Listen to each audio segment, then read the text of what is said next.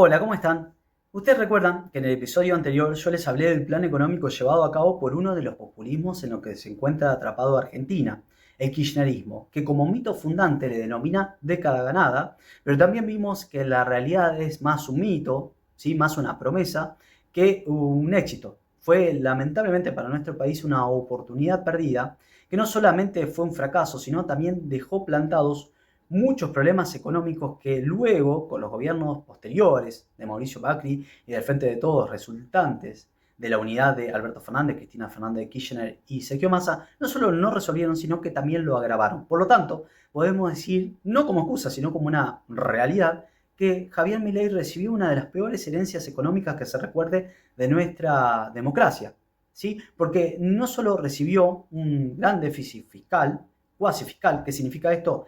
Que el Estado, el BCRA, le pagaba, ¿sí? Le daba una tasa activa a los bancos, mayor o superior, para que ese dinero que recibía de sus clientes, ya sea como un plazo fijo, no lo vuelca a la economía prestándoselo a nuevos clientes mediante un crédito, ¿sí? Mediante un préstamo, sino que se lo dé al Estado Nacional y le prometía, ya sea al final del día con los pases o al final del mes con las LELIQs, pagarle una tasa superior. Por lo tanto, se decía que en el frente de todos los bancos privados habían dejado de cumplir la función de banco, es decir, darle crédito a la sociedad, darle crédito a los clientes, sino que le daba crédito a un consumista, a un cliente adicto que era el Estado-Nación, que necesitaba primero que ese dinero no se vuelque a la economía para que no estalle más aún la inflación. Y también necesitaba, como digo, este crédito para poder subvencionar, para poder pagar, cubrir ese gasto público excesivo. Por lo tanto, tanto el gasto, el déficit tanto fiscal como cuasi fiscal, accedía alrededor del 17% del PBI. Y ese déficit cuasi fiscal significaba alrededor de 30 mil millones de dólares o 30 billones de pesos en ese momento. Pero también Javier Milei tuvo que asumir una gran deuda externa, generada principalmente por Mauricio Macri cuando solicitó un préstamo en 2018 y que el FMI le dio, ¿sí? le prestó superando la cuota que le correspondía a Argentina como miembro del FMI. Cada país, de acuerdo a su cuota de participación, le corresponde un dinero. Bueno, a Argentina le correspondía alrededor entre 3.000 o 4.000 millones de pesos, le dieron 45.000 millones de pesos, excediendo ampliamente esa cuota, primero porque Mauricio Macri era amigo de Donald Trump. ¿Se acuerdan ustedes que él estaba en ese momento ejerciendo el gobierno en su primer mandato? Y aparte porque a Estados Unidos en general le correspondía mantener un aliado acá en estos lugares, en este lugar del continente, geoestratégicamente para frenar, por ejemplo, el avance de China. Por lo tanto, Argentina recibió ese préstamo impagable, sideral, que luego, a pesar de que lo reestructuró el Frente de Todos, se le volvió, como digo, muy pesado, tanto el pago de intereses como de capital, y que incluso se dejaron postergados, sobre todo para este gobierno, para el gobierno posterior en ese momento, para el actual gobierno. Entonces, ¿qué dijo Javier Milei? Tengo que pagar esta deuda externa, pero también tengo que controlar la inflación, que era la principal preocupación, el principal motivo por el cual la gente lo eligió en las elecciones presidenciales de 2023 y que él se comprometió en campaña a solucionar. Por lo tanto, cuando asume en diciembre de 2023, hace una devaluación de alrededor del 118%, y acá viene el esqueleto, podríamos decir la estructura de su plan económico, que consiste en tres anclas.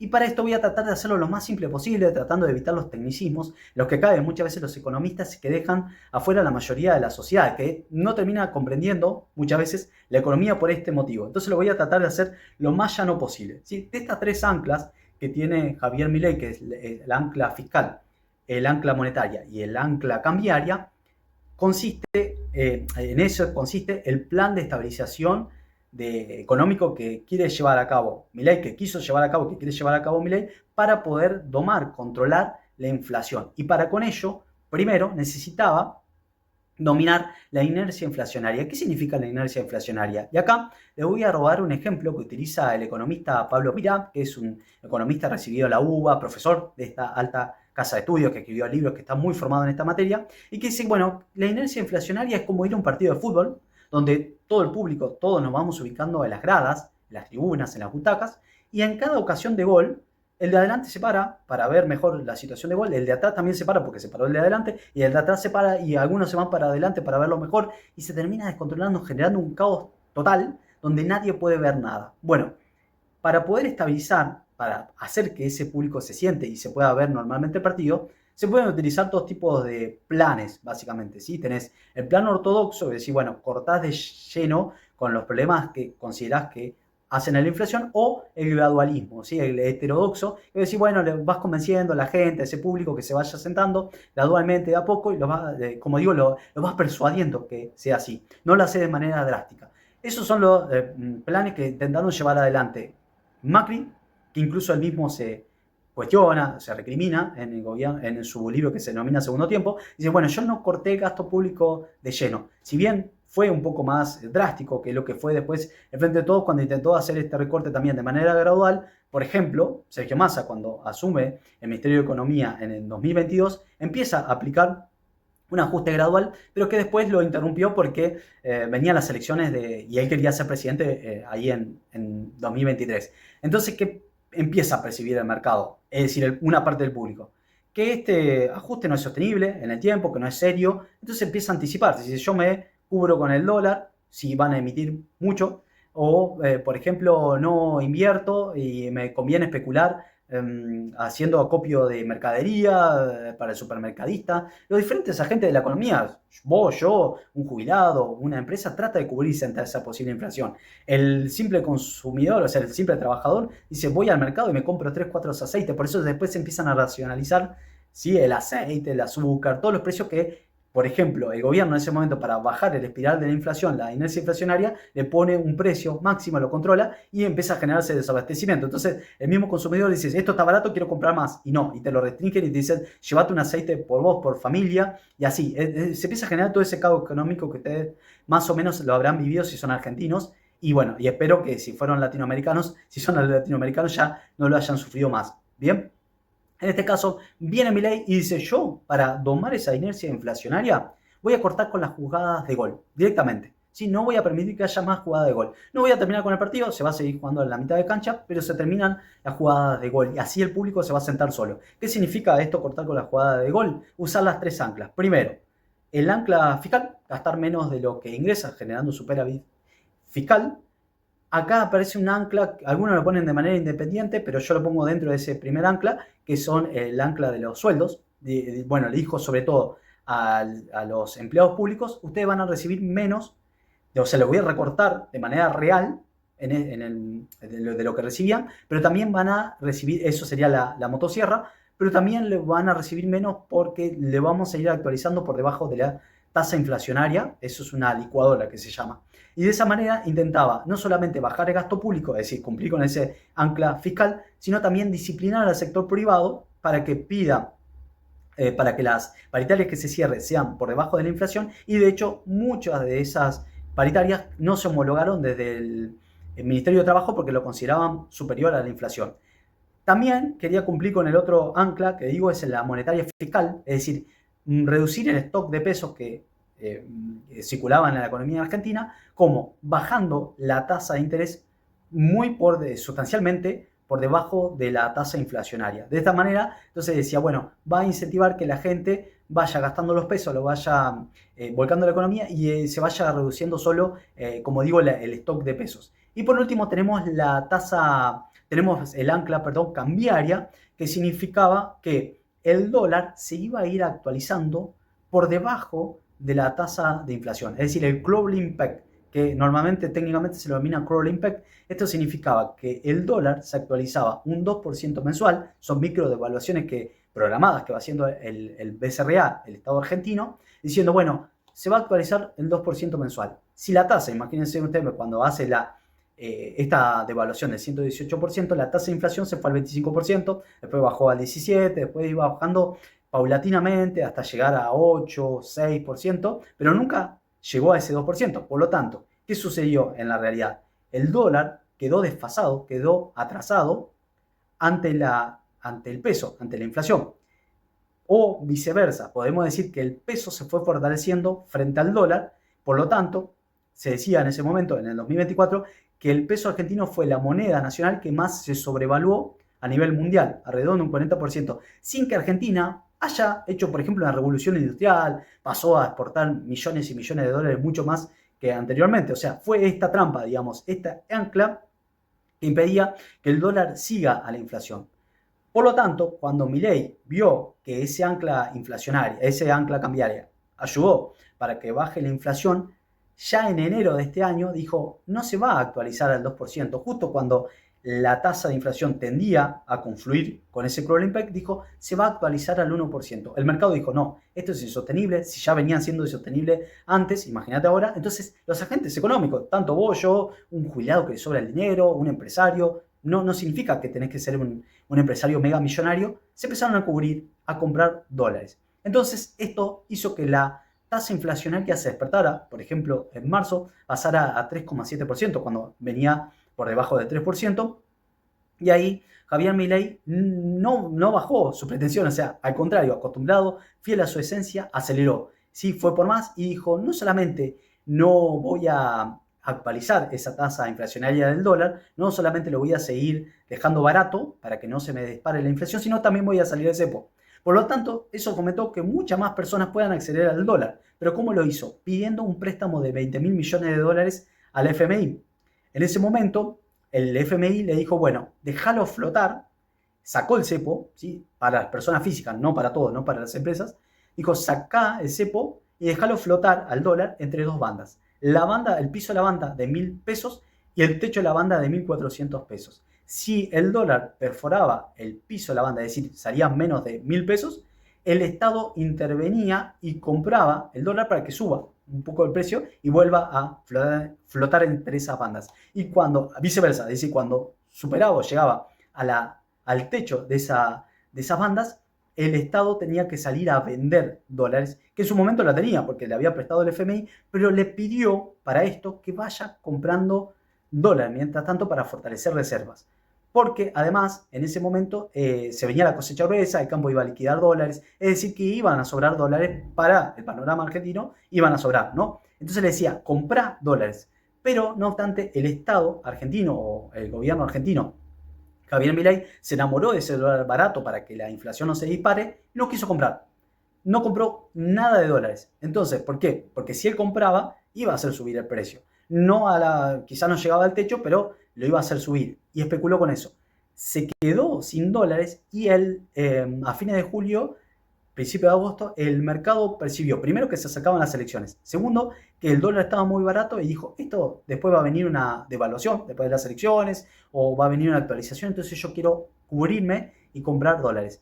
Se gastó los 20 mil millones que le prestó el FMI, no compró dólares, se quedó sin respaldo, sin reservas. Entonces, ¿qué hizo como última medida? Fue a Estados Unidos a pedir un rescate, porque siendo amigo de Donald Trump, aprovechando esa situación de afinidad con el líder estadounidense, y que Scott Bessent, en su momento el secretario del Tesoro de Estados Unidos, se había comprometido a que intervendrían siempre para ayudarlo al gobierno de Javier Milei. Entonces pidió esa especie de rescate. Al principio fue solamente un gesto, dijo Donald Trump que lo iban a ayudar, se calmaron los mercados, pero después dijo, si no hay dinero, de verdad, yo me salgo ya sea de la compra de bonos, vendo los bonos argentinos, me salgo del mercado financiero argentino o vendo mis posiciones en pesos, es decir, desarmo mis plazos fijos en pesos y me voy al dólar. Como digo, son todos los agentes económicos. Y las empresas, si bien no podían acceder al dólar, ese libre que digo, porque el cepo no estaba levantado para las personas jurídicas,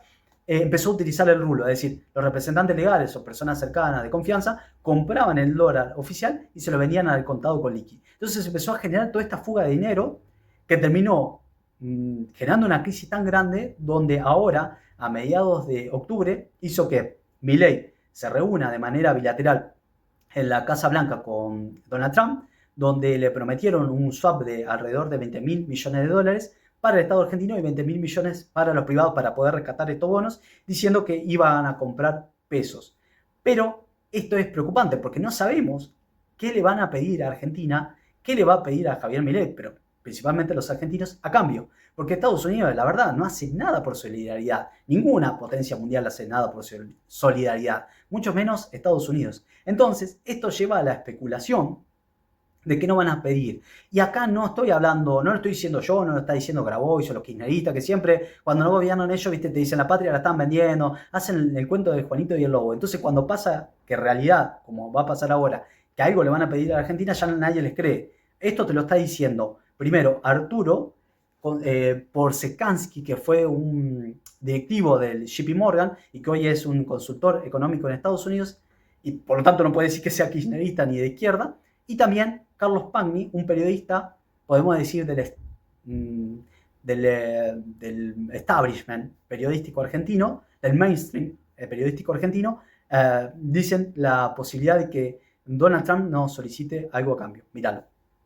Le ofrece algo a través del Tesoro a la Argentina, cuidado con el portafolio, porque seguramente va a pedir algo, no sé, acciones en YPF, un pedazo de vaca muerta, algo va a pedir. Sí, puede llegar a pedir algo así. ¿Cómo no? Podría llegar a pedir acciones, ¿sí? Como digo, como es un puente que no tiene fin, algo tiene que garantizar. De lo que casi seguro se va a hablar, vuelve China al tema, a la agenda, es de minería. ¿De qué minería? Tierras raras. ¿Qué son tierras raras? Son elementos químicos, materiales químicos, que se usan como insumo de la industria tecnológica y sobre todo de la industria tecnológica de defensa. ¿Y por qué le interesa tanto? Hay quienes dicen que las tierras raras esos elementos son el petróleo del siglo XXI. Son la clave de la nueva economía digital, de la nueva tecnología. ¿Y por qué le interesa tanto a Estados Unidos? Porque China se ha convertido casi en un poseedor monopólico de esas tierras raras, comprando, adquiriendo yacimientos, sobre todo en África. El gran problema de este modelo económico de Javier Milei, de este plan de estabilización, es que el ancla cambiaria demanda cada vez más dólares, que nosotros no tenemos, que no generamos, que lo vamos solicitando a diferentes organismos internacionales de crédito y que incluso ahora recurrió de manera directa a un gobierno, el gobierno de Estados Unidos, a una potencia. Pero a este plan insostenible de ancla cambiaria te lo explica mejor Jairo Strakia, un periodista especializado en economía. Miralo. Quería bajar la inflación.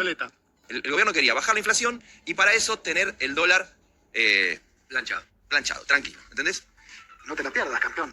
¿Eso qué implica? Que vos tenés que tener básicamente dólares, porque al principio, con el shock de confianza, asumió Milei, aplicó un ajuste, etcétera, lo planteó así. Pero los dólares se te empiezan a ir, ¿no? Los dólares se te empiezan a ir.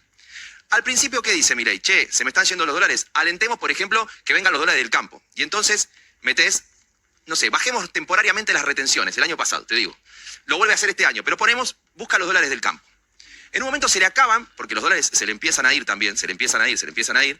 Y dice, che, blanqueo, que la gente blanquee. Y de golpe la gente blanquea, responde con confianza al plan de Milei. Inyecta dólares que estaban fuera del va consiguiendo dólares que estaban fuera del sistema.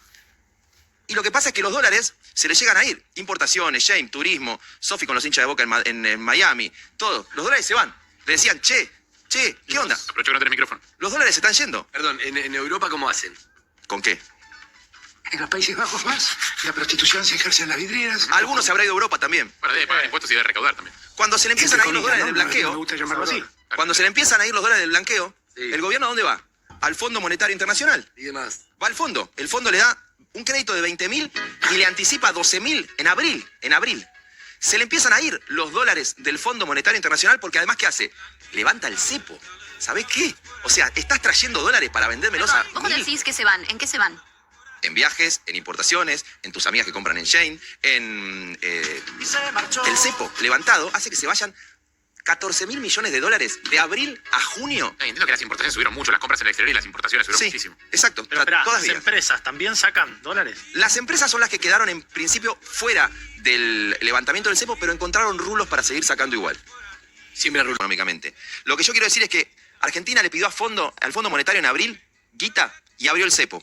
Y se terminaron yendo todavía más dólares. De hecho, estamos en abril, hoy es septiembre y estamos hablando que el gobierno tuvo que ir al campo a decirle, che, tráeme más dólares, que le dijo, te bajo las retenciones hasta octubre de vuelta, y el campo le va a traer otra vez 7.000 millones de dólares que no había liquidado, y como eso eventualmente no alcance, le tuvo que decir a Estados Unidos, che, garantízame que aún si a mí me faltan dólares, si se me siguen yendo, porque el cepo sigue levantado y la gente se lo va a seguir comprando, el que esté acá abajo de todo bancando esto, sea el amigo Donald Trump, que eventualmente no se sabe si le va a dar a Argentina 10.000 millones de dólares, 20.000 millones de dólares. Ayer el canciller Werten dijo no van a ser 30.000. El fondo que tiene Estados Unidos disponible para prestarle No son 30.000. a los distintos países es de 20.000 millones de dólares. Pero el secretario del Tesoro dijo va a ser contundente.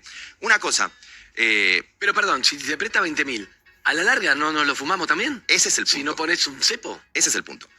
Si Estados Unidos te da 20.000 millones de dólares, te da 10.000, te da 15.000, y Argentina después de octubre no cambia nada, ya sea o deja que el dólar se vaya un poco más arriba para que no se los compren todos tan barato, o pone algún tipo de restricción para que la gente no se lo siga fumando, va a ser pan para hoy y hambre para mañana.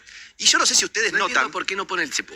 Bueno, Te lo pregunté el otro día. no, la ¿Es pregunta es- ideológico o es porque las empresas le hacen... Pará. Las elecciones ahora. No, la pregunta es distinta. La pregunta es ¿para qué lo levantó en abril? Claro. Porque el fondo no le pidió No que lo había levantara. si- y no había sido vos el que lo puso. No lo pusiste vos. Tenía gente de su propio palo ideológico que decía, ¿te parece darle los dólares a los ahorristas Era una de sus promesas de campaña. y complicar a las empresas? Porque es raro. Vos podés preferir que la empresa tenga acceso al dólar, hasta incluso te digo, si querés que gire dividendo, que pague importaciones o que haga lo que haga, antes que dárselo a las empresas, a los ahorristas, que están en todo su derecho si el país tuviera dólares rebalsantes de comprar dólares para ahorrar. Pero te estoy diciendo, Carlos Melconian, que era el posible ministro de Economía de Patricia Bullrich, dice, ¿para qué levantaste el cepo? Y es un tipo que se autodefine como el libre mercadista. Lo que quiero decir es esto. Si ustedes se dan cuenta, el modelo de Milei, cada vez que se fue quedando sin dólares, necesitó un nuevo ingreso de dólares para poder seguir funcionando. ¿Hacia qué? Hacia que la inflación baje o se mantenga estable, gracias a que el dólar está barato. Por lo tanto, en conclusión, las preguntas que surgen es que si este programa económico de Milei es sostenible en el tiempo, es sustentable, todo parece indicar que no, y si después de las elecciones del 26 de octubre, la semana que viene, se generará una devaluación, se saldrá de este ancla fiscal o incluso tendrá que caer, a pesar de su sesgo ideológico de no quererlo, Milei tendrá que aplicar nuevamente un cepo cambiario, es decir, una restricción absoluta al acceso del mercado cambiario, a la divisa escasa para Argentina, que es el dólar. Si todas estas preguntas, todos estos interrogantes, lo vamos a saber después, porque obviamente no podemos predecir el futuro. Lo que sí puedo decir que el plan económico de Milei, sin un amplio acuerdo político y sin basarse en una realidad, parece estar llegando al fracaso. Nos vemos en el episodio que viene. Si te gustó, comentalo acá.